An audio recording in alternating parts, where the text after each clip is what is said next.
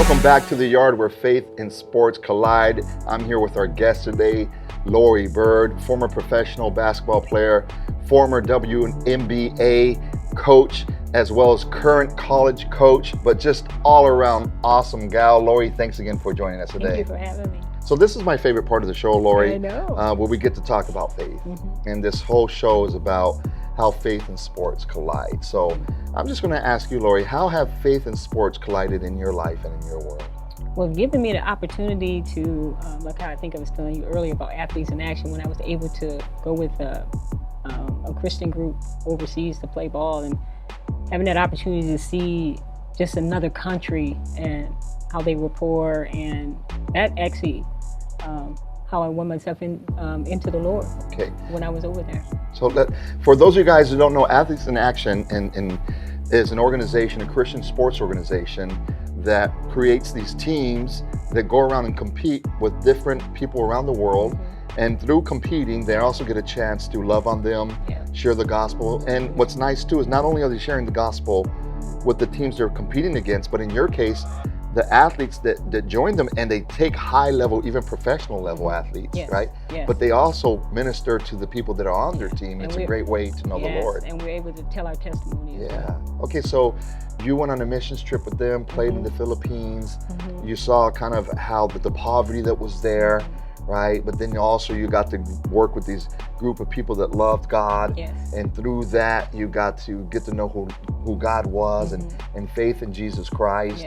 And let's just fast forward, then ultimately, God used all those things, your basketball background, your Athletes in Action background, your missionary background, your faith, to kind of bring you to a spot where now you become the basketball coach of a thriving Christian school, right? And share with us how your faith really helped you minister to kids maybe in a way that you weren't used to or weren't ready for. So the beauty of that and the blessing of that was I was able to minister to kids that were really young, and through their lifestyle of them being rich and having money and having everything, from, like I said, being an Athletes in Action and seeing a different type of poverty. It wasn't really all about that. So, giving my testimony of my faith through them, as far as kids needing, guidance, different directions as far as they getting in trouble, just being loved on. And so just spreading that a little bit with my faith, and just letting them know that, through the Lord, anything is possible. Through that. You said a key word in there, Laurie, which was love. And being a Christian, often we get misunderstood. Being a Christian, often people misunderstand us for good reasons, because often we're not doing Christ-like behavior right. Often we're quick to judge. Often we're quick to attack people that believe different than us. And that's not really what God has called us to do. Amongst anything, if we could boil down God's commandments, God's laws, right? It's pretty simple. It's love Him and love others. And through loving the kids that needed it, did you see it to be an effective tool to kind of help point them to the Lord? Oh yeah, we had some kids that wasn't, Christian, or wasn't really sharing their faith within, just because they were at a Christian school. So we would have Bible studies at least twice out the week, talk about different commitments, humility, the love, through Christ, and it was very helpful. And can we rewind too, because I know that even though through Athletes and Athletes was kind of the catalyst, but I know that you were learning biblical principles even from a young age. Maybe not Bible studies with your dad and your parents, but you were learning to work hard, right? You were learning to be your best.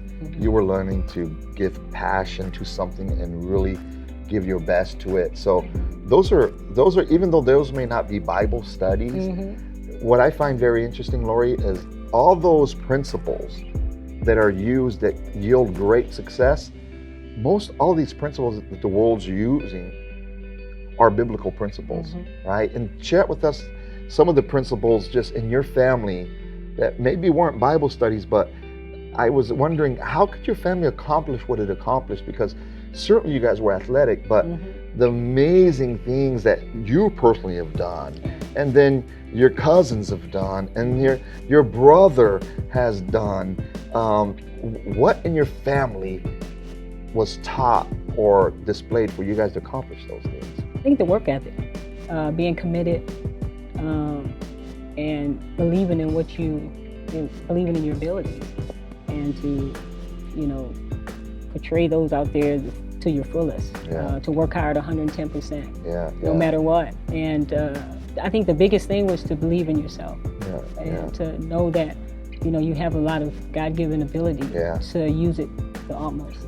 I agree. And sometimes as Christians or just people, like, we don't understand the gifts that God has given us.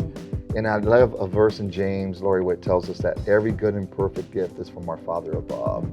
And oftentimes as Christians, we think humble means, oh, don't acknowledge you have these gifts. That's not humility. Humility is glorifying the Lord with those gifts and giving him the glory. And so for the gifts that he's ingrained in you, to maximize them, so then now God gets that glory. I love this parable of the talents, and it's this parable that someone was giving 5 talents, and it was a monetary thing, so like 5 coins, and then somebody got 2 and somebody got 1. And the one that had 5 went out and invested and developed those talents and the money and the coins, and the one that had 2 did the same thing, and so now had 4. And the one that had 1 hid it, buried it, right? And then when his master came to be accountable for it, all right, what you got? And the one with 5 said, hey, look, you gave me 5, I developed them, I invested, I made 5 more, here you go. And that's just like, yeah, right? And the one with 2, same thing. And the one with 1 was like, look, I know that you're a shrewd master, I know you take this serious, so I just protected it, and I just buried it so I could give it back to you. And the master was like, he didn't like that. And he took what that one had and he gave it away, and I think when I think of that story, I think of you and your family of having these gifts, but while doing something with them, multiplying them, and ultimately, whether it's becoming 2-time heavyweight champ of the world, because I remember Chris would wear his Jesus shirt, right? And he would use that platform, beating Klitschko, right? Beating Evander Holyfield. And through that, what a great chance to give God the glory. And now here you are with all your experiences ministering to young kids and pointing them to Jesus as well, and by developing your talents. And that is awesome. Well, Laurie, thank you so much for joining us today. Great having you. You guys, thank you so much for tuning in. I want to say a huge thank you to Christian Podcast Central for partnering with us, helping make this possible. Check out their website and you get a great list of content. Also, our YouTube channel is full of every episode, behind the scenes, some fun stuff as well. So we'd love for you to subscribe and follow us on YouTube. Tell your friends. Join us next week, you guys, for a great show here in the yard. God bless you, and we'll see you soon.